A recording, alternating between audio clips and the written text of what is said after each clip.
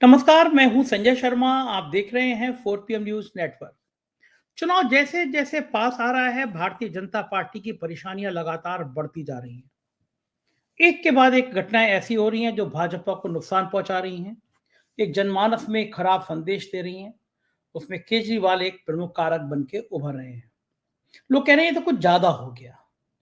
जो प्रधानमंत्री की नीतियों से सहमत नहीं है, उसका हाल यही कर दिया जाएगा। मामला बिहार और महाराष्ट्र में भी फंस गया है। महाराष्ट्र में भारतीय जनता पार्टी ने कल्पना नहीं करी थी, सपने में नहीं सोचा था कि ये बुरा हाल हो जाएगा। उद्धव ठाकरे गुट लगातार बढ़त बना रहा है और बीजेपी को लग रहा है कि अगर महाराष्ट्र में कुछ गड़बड़ाए तो बहुत ज्यादा नुकसान हो जाएगा, क्योंकि यूपी के बाद सबसे ज्यादा सीटें देने वाला राज्य महाराष्ट्र है।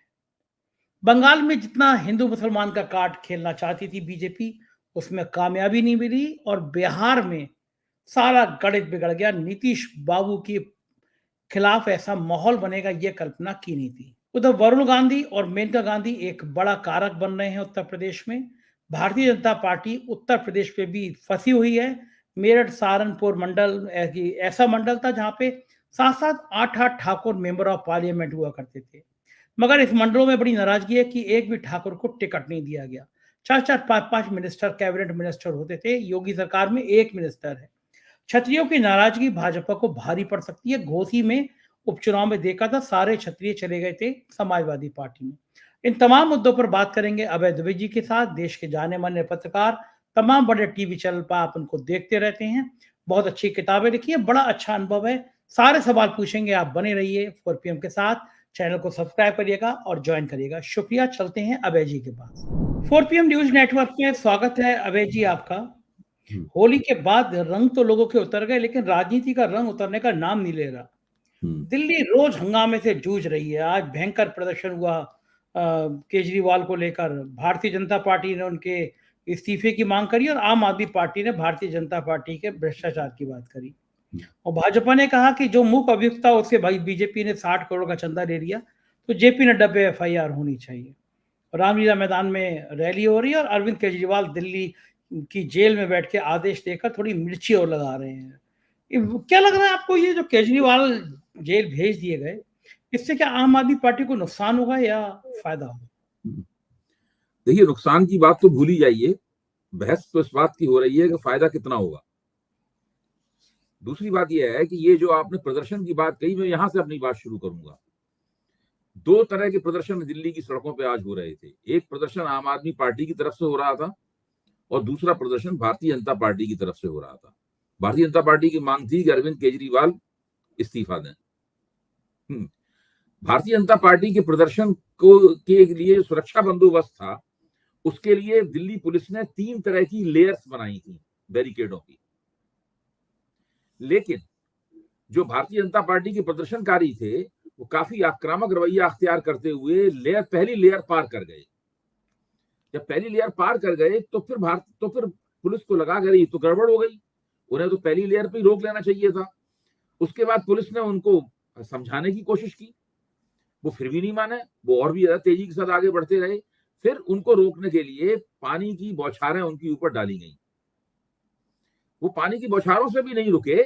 उसके बाद में काफी जब जब पता चला कि दूसरी लेयर भी वो तोड़ देंगे, खुद उनकी ही सरकार की पुलिस है, उसकी भी बात वो नहीं मान रहे थे, इतने जोश में थे। तब फिर गाड़ियां बुलाई गई और उन गाड़ियों में उनको बैठाकर उन्हें रफा दफा किया गया। इसके इसके मुकाबले आप देखिए दिल्ली पुलिस का आम आदमी पार्टी के प्रदर्शन से किस तरह का सलूक था। आम आदमी पार्टी के प्रदर्शनकारी कहीं भी आते थे, उनको तुरंत एक या दो को पकड़ के फौरन बस में, पास खड़ी हुई बस में बैठा दिया जाता था। उनको जमा ही नहीं होने दिया जाता था। फौरन कहा जाता दफा 44 लगी हुई है, यानी उनको खड़ा तक होने की इजाजत नहीं थी आम आदमी पार्टी के प्रदर्शनकारियों को। लेकिन भाजपा के प्रदर्शनकारियों को पुलिस ने जमा होने दिया बहुत बड़े पैमाने पर, बावजूद इसके वहां भी दफा 44 लगी हुई थी। पुलिस का लाउड स्पीकर लगातार ये ऐलान करता रहा कि दफा 44 लगी हुई है, लेकिन उसकी कोई उन्होंने परवाह नहीं की। पुलिस ने भी उनको होने दिया और पूरा उनको प्रदर्शन का नाटक करने दिया गया। और ये सब एबीपी चैनल के जो पत्रकार थे वो भी इस बात को देख रहे थे। एबीपी चैनल की जो एंकर है रोमाना खान, उन्होंने अपने रिपोर्टर बिलाल से पूछा कि आप ये सब क्यों हो रहा है। अभी तो आम आदमी पार्टी वाले इस बात को लेकर सवाल उठाएंगे भाई उन्हें तो प्रदर्शन करना नहीं दिया जा रहा है, और बीजेपी के प्रदर्शनकारियों को इतनी छूट मिली हुई है। मैं ये कहना चाहता हूं कि इसी को नॉन प्लेइंग फील्ड कहते हैं, non playing field in politics कहते हैं, जिसका विपक्ष चुनाव आयोग के ऊपर और सरकार के ऊपर आरोप लगा रहा है। अब आइए इसके थोड़ा आगे पीछे चलें थोड़ा सा। आपको ध्यान होगा कि सीएए पर अरविंद केजरीवाल ने एक बयान दिया था, जिसमें उन्होंने कहा था कि इससे तो दूसरे पड़ोसी देशों के जो तमाम असामाजिक किस्म के तत्व हैं, तमाम घुसपैठिए हैं, वो सब भारत में घुस आएंगे। इस पर कुछ तथाकथित हिंदू शरणार्थियों ने एक आम आदमी पार्टी के खिलाफ एक प्रदर्शन किया था। वो प्रदर्शन वो कहाँ कर रहे थे, आपको वो क्लिप याद होगा। वो प्रदर्शन दिल्ली में ठीक उस जगह कर रहे थे जहां पर प्रदर्शन करने की इजाजत नहीं है। इसके बावजूद दिल्ली पुलिस ने उनको वहां पर प्रदर्शन करने दिया, थोड़ी बहुत देर नहीं, काफी देर तक।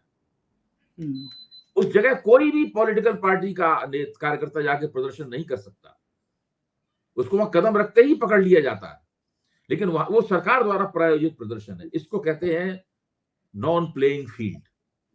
तो मैं बताना ये चाहता हूं कि ये किस तरह की सरकार है और ये विपक्ष के साथ में किस तरह का सलूक करती है, और लोकतांत्रिक परंपराएं और जो सबको बराबर का मौका मिलना चाहिए लोकतंत्र में, इस सिद्धांत की प्रति उसको कितनी ज्यादा अपेक्षा रखती है। अब सवाल आता है कि भाई इससे होगा क्या, जो अरविंद केजरीवाल जेल में हैं, जेल से सरकार चला रहे हैं, इससे राजनीति के ऊपर क्या असर पड़ेगा। मैं आपको एक बात कहता हूं कि अरविंद केजरीवाल ने अभी तक 2 आदेश जेल से जारी किए। एक आदेश जल निगम के लिए था, जो कि आतिशी के लिए था क्योंकि वो उस विभाग की मंत्री हैं, और दूसरा आदेश मोहल्ला क्लिनिकों के लिए था, वो सौरभ भारद्वाज के लिए था क्योंकि वो उस विभाग के मंत्री। उन दोनों ने वो प्रेस कॉन्फ्रेंस की और उन दोनों आदेशों को पढ़ा। भारतीय जनता पार्टी ने उसको बहुत आपत्ति की। उसने सब जगह ईडी ने भी बयान जारी किया कि ये कैसे हो गया, हमने तो कोई दस्तखत नहीं करने दिए, ये सब बातें कैसे पहुंची, और इसकी पूरी इसके इर्द राजनीति हुई। दिक्कत यह है कि अरविंद केजरीवाल जो हिरासत से अपना मुख्यमंत्री चला रहे हैं, ये भारतीय जनता पार्टी के लिए एक बहुत बड़ी चुनौती बन गई है। ये एक ऐसी रणनीति है जिसकी भारतीय जनता पार्टी ने पहले कल्पना भी नहीं की थी। आपको ध्यान कीजिए, जिस वक्त चर्चा चल रही थी कि अरविंद केजरीवाल को कभी भी गिरफ्तार किया जा सकता है, अरविंद केजरीवाल ने उसी वक्त एक जनमत संग्रह करवाया था, और उस जनमत संग्रह का नतीजा ये निकला था कि अगर गिरफ्तार होते हैं तो अरविंद केजरीवाल को मुख्यमंत्री पद से इस्तीफा नहीं देना चाहिए, उन्हें जेल में रहकर सरकार चलानी चाहिए, और वो उसी के ऊपर अमल कर रहे हैं। उसी वक्त उन्होंने विधानसभा में विश्वास मत ले लिया था। एक बार विश्वास मत लेने के बाद 6 महीने तक आपके खिलाफ अविश्वास प्रस्ताव नहीं लाया जा सकता है। यानी अगर भारतीय जनता पार्टी चाहे भी, तब भी वो आम आदमी पार्टी के विधायकों को खरीद नहीं सकती है, क्योंकि घोड़ा मंडी नहीं खुली हुई है। 6 महीने तक घोड़ा मंडी नहीं खुल सकती है, और कुल इस विधानसभा का कार्यकाल 11 महीने का रह गया है। बीजेपी के पास केवल 7 विधायक हैं। इसका मतलब यह है कि वो एक निर्वाचित सरकार नहीं बना सकती है। अब अरविंद केजरीवाल को हिरासत से मुख्यमंत्रित्व चलाने में केवल एक ही बात से रोका जा सकता है कि दिल्ली विधानसभा को भंग कर दिया जाए या दिल्ली विधानसभा को निलंबित कर दिया जाए। दोनों ही हालतों में वहां एक ब्यूरोक्रेटिक सरकार बनेगी, एक नौकरशाना सरकार बनेगी, जो अगले 11 महीने तक चलेगी। उसकी पूरी जिम्मेदारी, राजनीतिक जिम्मेदारी भारतीय जनता पार्टी की होगी। उसके खिलाफ जबरदस्त एंटी इनकम्बेंसी होगी, और ठीक वैसा ही होगा कि 2015 में हुआ था। भारतीय जनता पार्टी की विधानसभा में 3 सीटें रह गई। ये तो रही बात विधानसभा की। अब मैं आता हूं लोकसभा की। अभी आप दिल्ली में जिस किसी आदमी से बात करते हैं, वो आदमी विधानसभा के संदर्भ में बात नहीं करता, वो आदमी लोकसभा के संदर्भ में बात करता है। तो जितना भी कुछ आकलन आ रहा है कि भाई हमदर्दी है कि नहीं, हमदर्दी होगी तो कितनी होगी, और चुनाव पर क्या असर पड़ेगा, ये सारा का सारा लोकसभा चुनाव के संदर्भ में आ रहा है। हम लोग विधानसभा के बीच में के बारे में भी बात कर रहे थे। लोकसभा चुनाव के संदर्भ में स्थिति यह है कि हर व्यक्ति का कहना यह है कि दिल्ली में परिस्थिति बदल रही है, बदलने लगी है, और उसके केंद्र में केजरीवाल की गिरफ्तारी है। दिल्ली नहीं, इस बदलती हुई परिस्थिति का पूरे देश पर प्रभाव पड़ रहा है। प्रभाव कैसे पड़ रहा है कि विपक्ष की एकता का इंडेक्स अचानक बहुत मजबूत और जबरदस्त लगने लगा है। जो 31 तारीख को रामलीला मैदान में रैली है, वो रैली में अभी से आपको भविष्यवाणी कर रहा हूं कि वह ऐतिहासिक होने जा रही है, और उसको रोकने के लिए और उसको किसी विफल कराने के लिए सरकार कोई भी हथकंडा बाकी नहीं छोड़ेगी। अब कैसे गोलबंदी करते हैं विपक्ष के लोग, और सरकार कैसे उस गोलबंदी को नाकाम करती है, इसकी बड़ी जबरदस्त प्रतियोगिता अगले 3-4 दिन में होने वाली है। क्योंकि 31 तारीख भी दूर नहीं है। और रामलीला मैदान की रैली ठीक वैसी होगी जैसी रैली इमरजेंसी में जनता पार्टी जब बनी थी, जब जगजीवन राम ने और हेमवती नंदन भोगड़ा ने कांग्रेस छोड़कर कांग्रेस फॉर डेमोक्रेसी बना ली, सीएफडी बना ली थी, और फिर रामलीला मैदान में जो रैली हुई थी, वो रैली ऐतिहासिक है। उस रैली से इंदिरा गांधी की पराजय का बिगुल बजा था। वैसी ही रैली दिल्ली के रामलीला मैदान में एक बार फिर होने के लिए जा रही है, क्योंकि अरविंद केजरीवाल की गिरफ्तारी ने स्पष्ट कर दिया है कि मोदी जी किसी भी सीमा तक जा सकते हैं। मोदी जी को न परंपराओं की परवाह है, न रिवाजों की परवाह है, न लोकतंत्र की परवाह है। वो बदला लेने के लिए और अपनी राजनीतिक गोटी लाल करने के लिए कुछ भी करने के लिए तैयार हैं। इसीलिए अब विपक्ष भी उन्हें पराजित करने के लिए कुछ भी करने के लिए तैयार है, और वो अपनी उस एकता को बढ़ाने के लिए, उस संग्रामी एकता को बनाने की तरफ बढ़ रहा है, जिस एकता की हम सभी को लंबे अरसे से प्रतीक्षा थी। अच्छा अभय जी, मेरा तो मानना यह है कि अरविंद केजरीवाल बहुत स्मार्ट आदमी है, बहुत इंटेलिजेंट आदमी है। उनको और सबको पता था कि उनकी गिरफ्तारी लगभग तय है, और जिस दिन वो ईडी में जा रहे थे उस दिन भी समझ गए होंगे कि अब तो गिरफ्तार होना ही होना है। तो ये चिट्ठियां मिल रही हैं आतिशी को, सौरभ को, अगर मैं उनकी जगह होता तो मैं ऐसी चिट्ठी ईडी को बयान देने जाने से पहले घर पे बना के रख के जाता।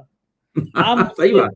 मुझ पे तिहाड़ जेल बिल्कुल में ठीक लाख कह रहे हैं। तो एक चिट्ठी घर से निकल के आ जाएगी, और एक और तो जगह और जिस 150 पन्ने के दस्तावेज का ईडी जिक्र कर रही है कि उनके यहाँ मिला, मतलब जो है वो दस्तावेज वहां मिल ही नहीं सकता था अगर अरविंद केजरीवाल ना चाहते। ठीक बात है, बिल्कुल सही बात है। आपको पता है, बच्चे हाँ, बच्चे को पता है कि घर पे आएगी, घर की तलाशी होगी। देखिए जी मजे की बात है, गोदी मीडिया के चैनल चला रहे हैं, सूत्रों ने बताया कि अरविंद केजरीवाल को याद नहीं मेरा फोन कहाँ रखा है। ईडी हम्म, की तरफ से बयान आया नहीं, हम्म, पूछताछ क्या हुई, कोई बाहर का आदमी आया नहीं। इनको आज तक चैनल वालों को किसने फोन कर दिया होगा, किसने इंटेलिजेंस बता दी होगी कि केजरीवाल ने कह दिया मेरा फोन कहाँ रखा है पता नहीं। ये तो काल्पनिक सवाल है। जैसे आपको याद होगा तेजस्वी यादव के लिए चला दिया था चैनल ने कि उनका गुड़गांव में एक मॉल है, ईडी ने और सीबीआई ने, इनकम टैक्स ने बताया। तेजस्वी यादव मजे लेते हैं अभी भी कि वो मीडिया वाले बता दें वो मॉल कहाँ गया मेरा, और दो दो दिन बाकायदा इस पर डिबेट चली कि वहाँ मॉल है। इसी तरह केजरीवाल को लेके कहानियां चल रही हैं। लेकिन एक बात तो है अभय जी, मिर्ची तो बहुत जोर से लगाई है केजरीवाल ने मोदी जी को, इसमें कोई दो राय नहीं है। इस मिर्ची का देखिए, बदला मैं तो ये मानता हूं कि बीजेपी केजरीवाल की बनाई हुई रणनीति में फंस गई है। गेंद अब उसके पाले में है, उसको खेलना है, निर्णय लेना है। यही निर्णय वो 2014 में नहीं ले पाई थी। 2014 में लंबे अरसे तक 2013 वाली सरकार जो उसमें विधानसभा को मुलतवी कर दिया था इन्होंने, तो वो उस पर नहीं ले पाई थी। खुद बीजेपी के लोग मुझसे कहते थे, अरे भाई कोई तो निर्णय लें, कुछ तो करें, या तो अपनी सरकार बना लें, डरे क्यों हुए सरकार बनाने से। लेकिन नहीं ले पाई। उसका नतीजा ये हुआ कि धीरे धीरे अरविंद केजरीवाल के पक्ष में फिजा बदलती गई, और जब उसके बाद फिर आप जानते हैं कि सुनामी आया, टाइम्स ऑफ इंडिया ने हेडिंग छापा था, वॉल टू वॉल केजरीवाल। जब 67 सीटें आई थी तो एक बैनर छापा था, वॉल टू वॉल केजरीवाल। वो ऐतिहासिक था, मुझे अभी तक याद है। तो वो विधानसभा चुनाव में फिर से ये होगा, मैं आपको बता रहा हूँ, विधानसभा चुनाव में फिर से वॉल टू वॉल केजरीवाल होगा। अच्छा, मुझे एक बात ये अवय जी बड़ी मजेदार है कि मुझे अभी तक याद है कि जिस विधानसभा में 3 सीटें आई थी बीजेपी की, 2 चीजें उसमें मुझे बहुत मजेदार लगी थी। एक तो कार्टून छपा था, एक स्कूटर पे 3 लोग बैठ के जा रहे हैं, उसपे लिखा था पूरी बीजेपी की पार्टी। 3 विधायक थे, तो स्कूटर पे 3 लोग बैठे हुए थे। दूसरा ये था कि जितने पत्रकार गोदी मीडिया के दिल्ली में रहते हैं, वो सब के सब जो एजेंसी वाले सर्वे करने वाले हैं, सब कांटे की लड़ाई दिखा रहे थे दिल्ली में। मैंने ट्वीट किया था, दिल्ली में रहने वाले लोगों को ही कांटे की लड़ाई दिख रही है और एक तरफा जीत है, तो फिर मान लिया जाए कि लोग सर्वे कैसे होते हैं। दूसरी बात अभय जी, क्या चूंकि केजरीवाल ने मध्यम वर्गीय जो परिवार होते हैं उनमें अपनी जगह बनाई है, दिल्ली में वो मोहल्ला क्लिनिक हो, बसों में यात्रा करने वाले मुद्दे हो, महिलाओं की सब्सिडी की बात है, एक खास पहचान बनाई। मैं तो और क्या करूं कि मतलब मैंने तो देखा, मेरा भतीजा है, पढ़ा लिखा इंजीनियर है, मेरे संग वोट डालने गया, और मैंने से बाहर निकल के पूछा कि तुमने वोट पे पूछना नहीं चाहिए था, तुम नौजवान हो तो मुझे आइडिया लगेगा कि तुम किसको देखा रहा है, तो कहता है कि मैं केजरीवाल को देखा रहा है। तो मैं देखा यूथ में भी केजरीवाल का बड़ा क्रेज है। और वो जो मैं जिस भतीजे की बात कर रहा हूँ, दिल्ली की एक बड़ी नामी ग्रामी आईएएस कोचिंग में पढ़ता है, आईएएस की तैयारी कर रहा था। वो बता रहा था कि उसको फाइनेंस संभालने वाले बहुत, चूंकि नामी ग्रामी कोचिंग में बहुत बड़े बड़े लोग पढ़ाने आते हैं, तो उन्होंने पूछा कि अगर आम जनमानस के लिए सबसे सुलभ योजनाएं चलाने वाली किसी पार्टी का नाम लिया जाएगा तो वो केजरीवाल और आम आदमी पार्टी के सबसे अहित की योजना कोई चला रहा है तो वो है भारतीय जनता पार्टी। ये बाकायदा कोचिंग में पढ़ाया गया उसको। वो जी, जी। बीजेपी का सपोर्टर था, तब भी उसने मुझे बताया। तो हुँ, ये जो यूथ है, मतलब उसने हुँ, ये कहा कि मैं बीजेपी के सपोर्टर से बात सुन के मैं आम आदमी पार्टी में शिफ्ट हुआ। तो ये हुँ। जो यूथ है, इसके मन में भी जगह बना रही है, यानी महिलाएँ, बच्चे, यूथ। केजरीवाल की गिरफ्तारी ने सबको थोड़ा अंदर से वो किया, यार ये तो कुछ ज़्यादा हो गया। तो ये देखिए, ज़्यादा क्या ये बात जो आप बात कह रहे हैं, ये बात प्रतिदिन की रफ्तार से जोर पकड़ रही है। विपक्ष का जो दमन हुआ है, उस दमन का सबसे ज़्यादा जो भीषण उदाहरण है, वो केजरीवाल की गिरफ्तारी है और इसको कोई हज़म नहीं कर पा रहा है। इससे पहले जो घटनाएँ हो रही थी, लोग उनको भी देख रहे थे, लोगों के दिमाग में सवाल उठ रहे थे, लेकिन ये तो हद हो गई ना। तो इसमें जब इस हद तक पहुँच गए हैं, उसके बाद लगातार इस बात की तरफ लोग सोच रहे हैं कि ये कुछ एक इस तरह की घटना हो गई है, इसका मतलब है कि इस देश में लोकतंत्र ठीक से नहीं चल रहा है और सरकार विपक्ष को भ्रष्टाचार के नाम पे उनका दमन कर रही है। ये बात लोगों के दिमाग में घर करने लगी है। जितने दिन तक ये मामला इसी तरीके से खिंचेगा, ये सब चलता रहेगा, उतने दिन तक धीरे-धीरे करके ये चीज़ और बढ़ती जाएगी। ये दिल्ली ही नहीं, और खास बात ये है कि इसका इम्पैक्ट केवल दिल्ली में नहीं है, ये हाँ, मानना यही मैं नादानी होगी कि यही मैं दिल्ली में इसका असर है। इसका असर पूरे देश में फैल रहा है क्योंकि खबर संचार साधनों से सारे देश में तो पहुँच ही रही है। केवल दिल्ली तक तो सीमित है नहीं ये घटना। भाई, जब भ्रष्टाचार विरोधी आंदोलन चला था 2011, 12, 13 के दौरान में, तो उस वक़्त भी संचार साधन इतने नहीं थे जितने आज हैं। हुँ। आज तो संचार साधन और भी ज़्यादा बढ़ गए हैं और भी ज़्यादा द्रुत गति से, तेज रफ्तार से सारी खबरें फैलती हैं। तो और अब आम आदमी पार्टी का प्रभाव और विस्तार भी बहुत ज़्यादा हो गया है। वो 2 राज्यों की पार्टी है। आज पंजाब के एक मंत्री भी यहाँ पर प्रदर्शन करते हुए गिरफ्तार हुए हैं आम आदमी पार्टी के पक्ष में। तो ये सब एक जिस तरह की परिस्थितियाँ बन रही हैं, ये परिस्थितियाँ इशारा कर रही हैं कि कुछ कहीं करवट ले रहा है, लोकसभा चुनाव के संदर्भ। लेकिन मामला अटक रहा है कुछ जगह पे, जैसे बिहार में अटक रहा है, अभी तक कांग्रेस और लालू की बीच में बातचीत नहीं हो पाई है। तो क्या लग रहा है कि इस तरह के जो रुकाव आएँगे, जिस तरह का जो संकेत खराब होंगे, वो इंडिया गठबंधन के लिए नुकसानदायक होगा? नुकसानदायक इसमें कुछ नहीं होगा क्योंकि लालू यादव और कांग्रेस के ताल्लुकात बहुत पुराने हैं। बिहार की राजनीति में ये दोनों कभी भी अलग नहीं हुए हैं। जिस दिन से साथ-साथ आए, इन दोनों के बीच में कोई अलगाव नहीं हुआ है।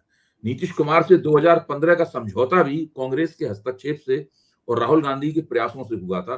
बीच-बीच में लालू और नीतीश में ठन जाया करती थी, तो राहुल गांधी ने हस्तक्षेप करके उनके समझौते को पक्का किया था। कांग्रेस की ये कोशिश ज़रूर है बिहार में कि उसे कुछ ज़्यादा सीटें प्राप्त हो जाएँ और दूध का जला छाछ भी फूँक-फूँक को पीता है। तेजस्वी और लालू दोनों जो 2020 का लोक विधानसभा चुनाव था, उसमें उनसे जो गलती हुई थी, उस गलती को दोहराना नहीं चाहते। उस वक़्त कांग्रेस को शायद 70 सीटें उन्होंने दे दी थी। इसका और कांग्रेस ने उन सीटों पे अच्छा प्रदर्शन नहीं किया, वरना आज कांग्रेस केवल उसमें अपने प्रदर्शन का 10% बेहतर करती, तो इस वक़्त तेजस्वी यादव बिहार के मुख्यमंत्री होते। नीतीश कुमार नहीं होते। तो अकेली दम पे, क्योंकि नीतीश कुमार सबसे बड़ा दल तो बन ही गए थे उसके अंदर। कांग्रेस ने कोई प्रदर्शन नहीं किया, इसीलिए सारी गड़बड़ हुई। तो वो इतनी कांग्रेस से लालू यादव ने कहा कि भई आप जितनी सीटें माँग रहे हैं, 10 सीटें माँग रहे हैं, तो बताइए आपके पास इस सीटों पे लड़ाने वाले लोग कहाँ हैं? आप बताइए, पहलवान लाइए अपने, कौन दंगल जीतेगा? तो वो लोग वो नहीं ला पाए। वो कांग्रेस नहीं बता पाए कि उनके पास 10 मजबूत बड़े प्रत्याशी हैं। तो उसके बाद उन्होंने कहा कि हम तो आपको 10 सीटें नहीं देंगे। फिर उसके बाद में पप्पू यादव ने जो कांग्रेस के अंदर अपना विलय किया है, उससे भी थोड़ी परिस्थिति जटिल हुई है। तो ये सब स्थितियां, कांग्रेस इस बात पे जिद पकड़े हुए है कि पप्पू यादव को पूर्णिया का टिकट मिले, पूर्णिया की सीट मिले। लालू यादव चाहते थे कि पप्पू यादव उनकी पार्टी में विलय करें।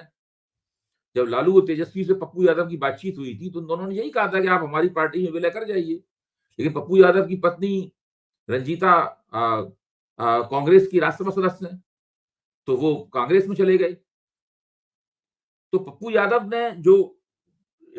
भी एक तरह का डबल गेम भी खेलते हैं ना। जैसे जब 2015 में लालू और नीतीश की जोड़ी को तुड़वाने के लिए भारतीय जनता पार्टी ने पप्पू यादव को तैनात किया था। ये सब लोग जानते ही हैं इस बात को। और यहाँ तक कि उनकी प्रधानमंत्री से बातचीत भी करवाई गई थी। हुँ। लेकिन वो नहीं नहीं हो पाया। वो बात अलग है, भाजपा वो चुनाव हार गई। तो ये सब स्थितियां हैं। और लेकिन मुझे लगता है कि लालू यादव भी बहुत तजुर्बेकार हैं और वो महागठबंधन की सबसे बड़ी ताकत है, वही भाजपा को वहां चुनौती दे सकते हैं। और कांग्रेस भी खासी तजुर्बेकार है और बिहार की राजनीति में दोनों लंबे अरसे से साथ साथ हैं। मेरे ख्याल से अंततः उन लोगों के बीच में ये मामला सेटल हो जाएगा। महाराष्ट्र में बीजेपी फंसी हुई है, बीजेपी उलझी हुई है, वो वहाँ पे एनडीए के साथ ही नहीं आ पा रहे हैं। महाराष्ट्र में बीजेपी के लिए क्या परेशानी खड़ी हो सकती है? महाराष्ट्र में बीजेपी के लिए तो परेशानियां ही परेशानियां हैं। महाराष्ट्र में बीजेपी ने जब से शिवसेना को और एनसीपी को तोड़ा है, तो सरकार तो उन्होंने अपनी बना ली। एकनाथ शिंदे को मुख्यमंत्री बनाकर और फडणवीस को उप मुख्यमंत्री बनाकर उस सरकार पर तो काबिज हो गए, लेकिन उनका समीकरण अभी तक नहीं बन पाया है। बीजेपी को नहीं ठीक से मालूम है कि कौन सी कि वो खुद कितनी सीटें लड़ेगी, वो कितनी सीटें लड़ेंगे। सब कुछ अभी भी फ्लक्स में है, सब कुछ अभी कुछ भी उसमें तय नहीं है। और उसमें सबसे बड़ी समस्या ये है कि भारतीय जनता पार्टी को ये भी नहीं पता है कि इसमें वोटों का ठीक से ट्रांसफर हो पाएगा या नहीं हो पाएगा। ये समस्या बिहार एनडीए के अंदर भी, बिहार एनडीए में जहां पर सीटों का तालमेल हो गया है, बावजूद इसके कि मुकेश सैनी को ठेंगा दिखा दिया गया है, पशुपत नाथ पारस को ठेंगा दिखा दिया गया है, और वो दोनों संभवतः महागठबंधन में तेजस्वी के साथ जाने की तैयारी कर रहे हैं। कि वहां भी भारतीय जनता पार्टी को शक है कि जो वोटों का ट्रांसफर होगा घटक दलों के बीच में, वो ठीक से हो पाएगा या नहीं हो पाएगा। बिहार में सबसे ज्यादा अगर कोई खुश व्यक्ति है तो उस आदमी का नाम है चिराग पासवान। चिराग पासवान, हाँ, वो सबसे ज्यादा खुश है, सबसे ज्यादा बढ़िया होली वही मना रहा है नाच नाच के। सही सही बात है। लेकिन महाराष्ट्र और केवल बिहार में परेशानी नहीं, परेशानी यूपी में भी है। वरुण गांधी का टिकट काट के काटा गया और मेनका गांधी को दे दिया गया। लेकिन ये आप बताइए, कोई माँ स्वीकार कर लेगी कि बेटे का टिकट काट दो, मुझे टिकट दे दो? ये संभव नहीं होगा ना। उस मेनका गांधी के लिए इतनी ताकत में रही है मेनका गांधी, उनके लिए संसद सदस्य बन जाना कोई बड़ी बात नहीं होगी। तो ये बात मानी जा रही है, चर्चा चल रही है कि तो क्या आपका आकलन है कि वो टिकट वापस कर दें? मुझे लगता है कि सुल्तानपुर के भाजपा के अंदर ये खबर चल रही है कि मेनका गांधी चुनाव नहीं लड़े शायद। और ये स्वाभाविक बात है, कुछ लोग मनोवैज्ञानिक तरीके से भी मान रहे हैं कि जिस तरह आप कल्पना करिए ना, कोई माँ का एक ही बेटा, 3 महीने का था, पिता गुजर गए। आज की तारीख में बेटा लड़े नहीं है, माँ लड़के पार्लियामेंट में पहुंच जाए। परिवार की स्थिति में भी, जिस परिवार में सिर्फ माँ बेटे हों, कोई और ना हो, तो उस परिस्थिति में परिवार के लिए भी बड़ी चुनौती होगी। तो आज अधीर रंजन ने बयान दे दिया कि वरुण कांग्रेस में आए, उनका स्वागत है, गांधी परिवार का हिस्सा रहे हैं। तो ये क्या आपको लगता है कि उत्तर प्रदेश में भी ये चीजें, और आज किसानों के कुछ नेताओं ने ट्वीट किया है कि वो किसानों की बात उठाते थे, इसलिए उनको टिकट काट दिया गया। बेरोजगार कह रहे हैं कि हमारी बात उठाते थे और वरुण गांधी, भाजपा के सारे प्रवक्ता यही कहते घूम रहे हैं। हाँ, भारतीय किसानों को छोड़ दीजिए, वो तो कहेंगे ही। भाजपा के सारे प्रवक्ता या उनके कथित संघ के विचारक या उनसे हमदर्दी रखने वाले लोग तो यही कह रहे हैं कि वरुण ने पूरे समय किसान आंदोलन का समर्थन किया, बार बार अपनी पार्टी को शर्मिंदा किया, बार बार पार्टी को कटघरे में खड़ा किया, इसलिए पार्टी किसी कीमत पर उनको टिकट देने के लिए तैयार नहीं थी। लेकिन मेनका गांधी चुप रही, उन्होंने ऐसा कुछ भी नहीं किया। लेकिन ध्यान कीजिए, मेनका गांधी ने वरुण की कभी निंदा भी नहीं की, ये भी नहीं कहा कि मैं वरुण की बातों से असहमत हूं। तो मेनका गांधी को उन्होंने वहां से टिकट दे दिया है। असल में वो मेनका गांधी, हमेशा भारतीय जनता पार्टी ने मेनका गांधी और वरुण गांधी का पत्ता, जो सोनिया गांधी का परिवार है, उसको तंग करने के लिए और चिढ़ाने के लिए उनका इस्तेमाल किया है। अब चूंकि वरुण गांधी को वो टिकट नहीं दे सकते थे, वरुण गांधी से काफी खफा थे, भाजपा आलाकमान काफी खफा था, इसीलिए उन्होंने अभी भी उस पत्ते को कायम रखने के लिए मेनका गांधी को टिकट दिया है। अब गेंद मेनका जी के पाले में है, उनको चाहिए कि उस टिकट को वापस कर दें, क्योंकि वो वैसे भी भारतीय जनता पार्टी उनको काफी नापसंद करती है। वो एक तरह से उनका इस्तेमाल कर रही है। अगर वो टिकट को वापस कर देंगी तो उसमें ऐसी कोई बात नहीं होगी। वो उनको कोई, मुझे नहीं लगता कि सांसद बनने का इतना ज्यादा शौक रहा हो। बहुत रही बात है। दूसरा अभय जी, मेरठ मंडल, सहारनपुर मंडल, बिजनौर मंडल, ये मंडल ऐसे थे कि जहां एक टाइम में 7-7, 8-8 ठाकुर एमपी चुने जाते थे। उत्तर प्रदेश सरकार में भी 6-7 क्षत्रिय मिनिस्टर हमेशा रहते थे। मजे की बात ये कि मेरठ, सहारनपुर, बिजनौर, इन मंडलों में मुझे याद नहीं आता कि किसी भी ठाकुर को टिकट दिया गया हो। और वीके सिंह का भी टिकट काट दिया। वीके सिंह का भी टिकट काट दिया। आज वहां के भाजपा के नेताओं ने, व्यापारियों ने विरोध किया है कि आपने कैसे किया। और फिर इसके अलावा जो क्षत्रिय महासभा है उसने बड़ा विरोध किया है। ये कहा है कि हर जगह ठाकुरों को, मतलब पूरे मंडल से ठाकुर गायब कर दिए, जहां पे 6-6, 7-7 ठाकुर चुने जाते थे छत्रियों में। आदित्यनाथ जी की लगता बिल्कुल नहीं चली। आदित्यनाथ जी की शायद नहीं चली। और आदित्यनाथ जी को लगता है आला कमान ने पूरी तरह से निगट्टा दिखा दिया। वो लग रहा है ना, क्योंकि पार्लियामेंट के चुनाव के बाद जो ये चर्चा चल रही है आदित्यनाथ को हटा दिया जाएगा, तो दिल्ली नहीं चाहता कि मेंबर ऑफ पार्लियामेंट के टाइम में कोई आदित्यनाथ की कमान बहुत मजबूत रहे। तो क्या, लेकिन एक खतरा इससे ये नहीं है कि क्षत्रिय अगर नाराज हो गए तो फिर लेने की देने पड़ जाएंगे। घोसी में सारे क्षत्रिय समाजवादी पार्टी में चले गए थे, अभी घोसी का उपचुनाव हुआ। समाजवादी पार्टी, मुलायम सिंह जी जब नेता थे समाजवादी पार्टी के, उस वक्त क्षत्रिय समाज में समाजवादी पार्टी की अच्छी पैठ थी। मैं उस जमाने के बहुत से क्षत्रिय, राजनीति में सक्रिय क्षत्रिय हस्तियों को जानता था जो कि समाजवादी पार्टी के लिए मुलायम सिंह जी के प्रति समर्पित थे और उनका समर्थन किया करते थे। बाद में जब हिंदुत्व की अयोध्या आंदोलन के बाद में, काफी बाद में, जब हिंदुत्व की एकता हुई तो उसमें ब्राह्मण, क्षत्रिय, वैश्य, कायस्थ, भूमिहार, इन 4 बिरादरियों का हिंदुत्व के तले एक एकता करने की कोशिश की गई और एक हद तक वो लोग कामयाब भी रहे। लंबे अरसे तक इन लोगों ने उनको वोट भी दिया। पिछले चुनाव में ही ब्राह्मण क्षत्रिय, विधानसभा चुनाव में ब्राह्मण क्षत्रिय एकता टूट सकती थी, लेकिन वो नहीं टूटी। मुझे लगता है इस चुनाव में टूट जाएगी। ये खतरनाक नहीं होगा भारतीय जनता पार्टी के लिए कि इस तरह ऊंची जाति भी अगर नाराज हो गई तो? देखिए, अगर ऊंची जातियों का वोट कहीं ना कहीं भारतीय जनता पार्टी से टूटता है, कम मात्रा में ही सही, तो उसका बहुत बड़ा संदेश जाएगा। क्यों? ऊंची जातियों का वोट जब टूटता है तो वो साफ तौर पर टूटता हुआ दिखाई पड़ेगा। ऐसा नहीं है कि वो केवल जिस दिन वोट पड़ेंगे उसी दिन टूटेगा, उससे पहले भी वोट टूटता हुआ दिखाई पड़ेगा, क्योंकि ऊंची जातियों के वोटर मुखर होते हैं। मुखर होते हैं, बोलते हैं। हाँ, वो बोलेंगे भी, वो दूसरों को भी अपने पक्ष में लाएंगे, वो अपना बताएंगे भी कि वो क्यों टूट रहे हैं, उनकी क्या क्या उम्मीदें पूरी नहीं हो पाई, तो उससे फिर डिस्कोर्स बनता है, चर्चा होती है, हवा बनती है उससे। तो वो जब टूटेगा तो पहले दिखाई पड़ जाएगा कि टूट रहा है और उसके देखे देखे दूसरे लोग भी अपनी मतदान प्राथमिकताओं पर पुनर्विचार करेंगे। अबे जी, आखिरी सवाल, चुनाव बहुत पास में आ गया है। डे बाई डे जो घटनाक्रम हो रहे हैं वो भाजपा के लिए फायदेमंद संकेत ला रहे हैं या नुकसान दिखता हुआ दिख रहा है? देखिए, भारतीय जनता पार्टी जिस तरह सेलिब्रिटीज को उतार रही है और जिन जिन लोगों को खुद यकीन हो गया था कि उनका टिकट कट जाएगा, उनको टिकट मिल रहा है। हेमा मालिनी का टिकट तो कटने वाला था। कितनी वहां एंटी इनकम्बेंसी है मथुरा में हेमा मालिनी के खिलाफ, सब लोग जानते हैं इस बात को, लेकिन फिर भी हेमा मालिनी को टिकट दे दिया गया। जगदम्बिका पाल तो समाजवादी पार्टी से टिकट लेने की जुगाड़ कर रहे थे, लेकिन उनको टिकट दे दिया गया। तो बहुत से टिकट उनको दे दिए गए। अब केवल ब्रजभूषण शरण सिंह को टिकट मिलना बाकी रह गया। वो भी मिल जाएगा, वो भी बाकी रह गया। बाकी उत्तर प्रदेश में सबको टिकट मिल गया है। बहुत कम लोगों को ही टिकट उत्तर प्रदेश में काटे हैं। बिहार में आप देखिए, बिहार में नीतीश कुमार ने तो शायद केवल 16 में से 3 टिकट काटे हैं, बाकी 13 लोगों को तो पुराने ही टिकट दे दिए नीतीश कुमार ने। हाँ, ठीक बात है। और भारतीय जनता पार्टी ने भी एक आध को छोड़ के, अश्विनी चौबे वगैरह को छोड़ के बाकी सबको टिकट दे दिया है। बिहार में भाजपा बहुत बुरी तरह फंसी हुई है। उसको लगता है कि किसी का भी टिकट काट दिया, वो नाराज हो गया और उसने 25-30 हजार वोट भी इधर उधर कर दिए तो सीट हार जाएंगे। बिल्कुल सही बात है। एक बगावत का कोई रिस्क नहीं उठाना चाहते। एक सीट की मार है इसमें। जी। बहुत बहुत शुक्रिया अभय जी, आपने इतना समय दिया, बातचीत करी, धन्यवाद, आभार। तो ये थे अभय दुबे सर। आपने देखा कि कितने विस्तार से इन्होंने भारत की राजनीति की व्याख्या की।